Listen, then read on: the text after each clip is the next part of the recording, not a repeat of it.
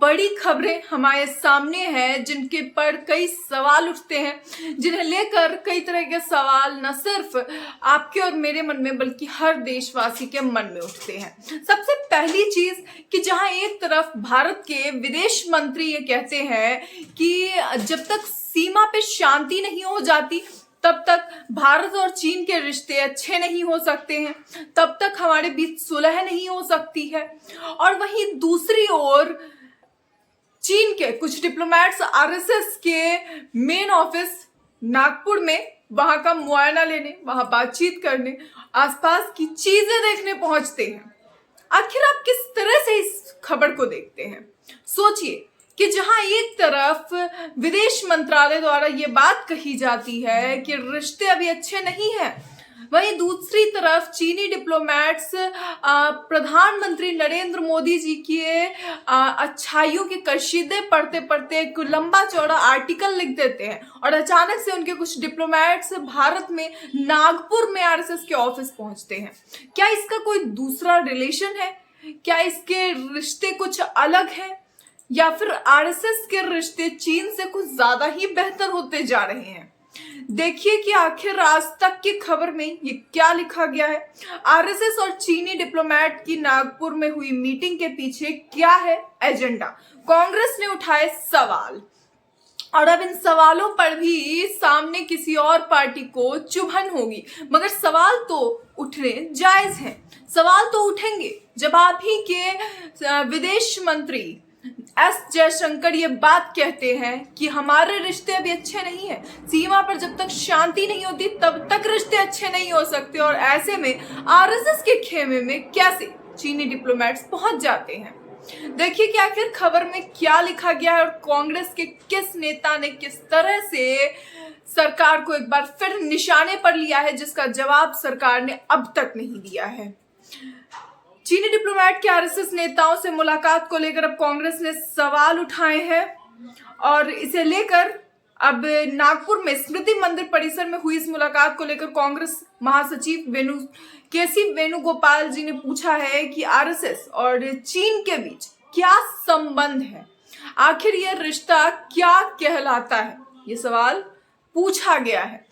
Congress party की तरफ से इसको लेकर कई सवाल पूछे गए हैं। वेणुगोपाल ने पूछा है कि आरएसएस के वरिष्ठ नेताओं और चीनियों के बीच मुलाकात के पीछे क्या एजेंडा था। उन्होंने कहा, हम सभी अडानी के चीन लिंक के बारे में जानते हैं और अब बैठक होने के बाद एक महीने बाद आरएसएस का चीन एसोसिएशन भी सामने आ रहा है। उन्होंने पूछा कि इसलिए चीनी मीडिया मोदी के नेतृत्व वाली सरकार की प्रशंसा कर रही है।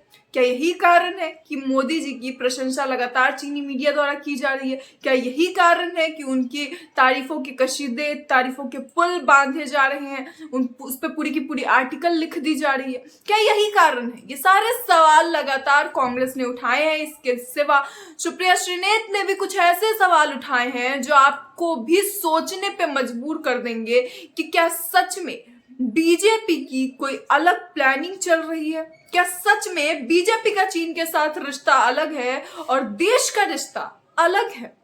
देश के अगर लेवल पे जाएं तो रिश्ते अलग हो जाते हैं। मोदी जी का क्या कोई खास रिश्ता है चीन के साथ? ये सारे सवाल इस पूरी वार्ता के दौरान आपको समझ में आएंगे। ये सारे सवाल आप भी इस पे विचार करेंगे।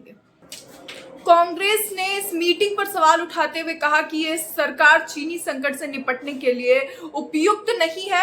विदेश मंत्री का मानना है कि चीन इतना बड़ा है कि उससे सीधे तौर पर मुकाबला नहीं किया जा सकता। इन सब के बीच आरएसएस गर्मजोशी से उनका स्वागत कर रहा है, उनकी मेहमान नवाजी कर रहा है।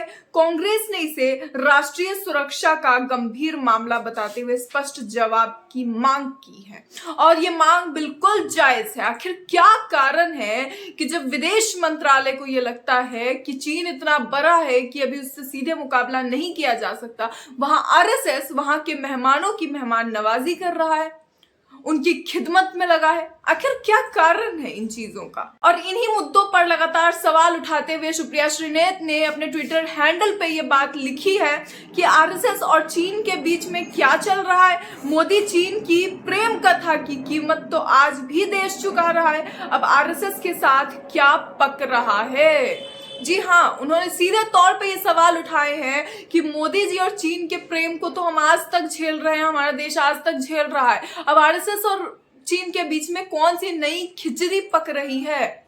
आगे सुप्रिया श्रीनेत लिखती हैं कि इतिहास में पहली बार चीन के राजनयिकों का एक दल दिसंबर 2023 में नागपुर स्थित आरएसएस के मुख्यालय गया। उसके कुछ ही दिनों बाद चीनी सरकार के मुखपत्र में पीएम मोदी का गुणगान हुआ। आरएसएस न राजनीतिक दल है न सरकार, तो यह राजनयिक नागपुर में आरएसएस के मुख्यालय क्या करने गए हैं? लेकिन इससे पहले क्या हुआ और किसने क्या कहा, ये और भी अधिक दिलचस्प है। यानी कि आखिर इसमें क्या बात हुई, क्या किसने कहा था और अब क्या हो रहा है, ये सारी चीजें जब आप कुल मिलाकर देखेंगे तो वो और भी ज्यादा दिलचस्प हो जाती है। ये सुप्रिया श्रीनेत का कहना है।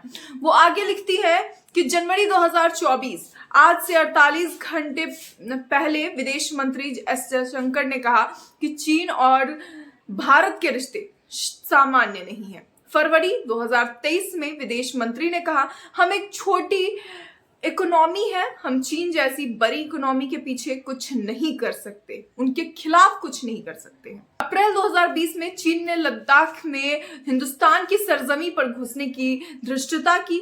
15 जून 2020 को 20 जाबाजों की गलवान में शहादत हुई।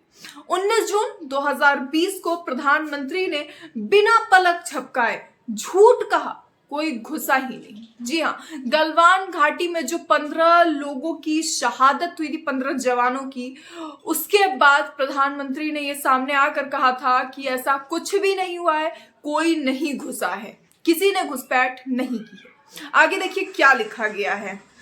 मोदी की क्लीन चिट चीन के काम आई, यही बात चीन 19 बार कोर कमांडर लेवल की वार्ता में कह चुका है। 4 साल बाद भी अप्रैल 2020 की यथावत स्थिति बहाल नहीं हुई है। अलबत्ता हम यहां तक गश्त करते थे, वो पेट्रोलिंग पॉइंट 10, 11, 12, 13, 14, 15, 16 बफर जोन में डाल दिए। यही नहीं, 21 परमवीर चक्र विजेताओं में से एक मेजर शैतान सिंह, जिन्होंने भारत चीन युद्ध में अपने शौर्य का अद्भुत परिचय दिया, लद्दाख में बने उनके स्मारक का स्थान बदलना पड़ा क्योंकि अब वो बफर जोन में है।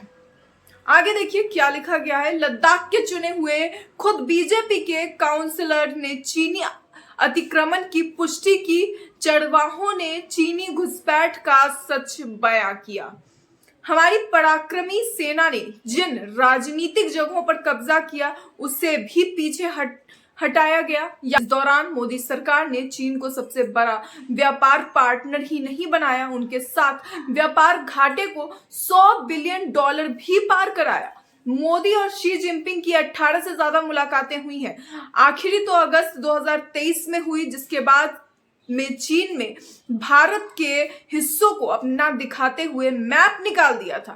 कहते तो थे कि लाल आंखें दिखानी चाहिए, यहाँ तो खुद झूले झूलने, शहनाई सुनाने, नारियल पानी पिलाने, लाल शर्ट पहनकर गलबहियां करने से बाज नहीं आ रहे हैं। ऐसे शब्दों का इस्तेमाल भी सुप्रिया श्रीनेत ने पीएम मोदी के लिए किया है।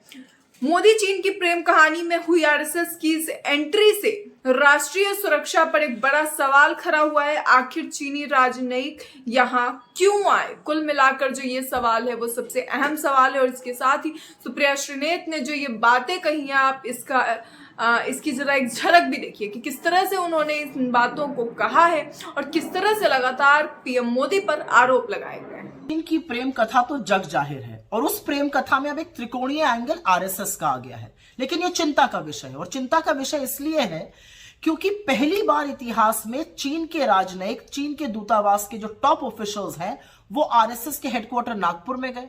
वो वहां क्यों गए? आरएसएस कोई राजनीतिक दल नहीं है, आरएसएस सरकार का हिस्सा नहीं है। आरएसएस तो अपने आप को गैर राजनीतिक दल, सांस्कृतिक दल बताता है। तो वहां पे क्या हुआ? और चिंता इसलिए है क्योंकि उस मीटिंग के कुछ ही दिनों बाद चीन के मुखपत्र ने मोदी जी की तारीफ में कसीदे पढ़े। यह अलग बात है कि बायां हाथ कुछ और कर रहा है, दाहिने को उसका पता ही नहीं है, क्योंकि अभी जनवरी 2024 में इस देश के विदेश मंत्री ने कहा चीन और भारत के रिश्ते सामान्य नहीं है। तो जब रिश्ते सामान्य नहीं है तो वहां पर चीन के दूतावास के लोग क्यों गए आरएसएस?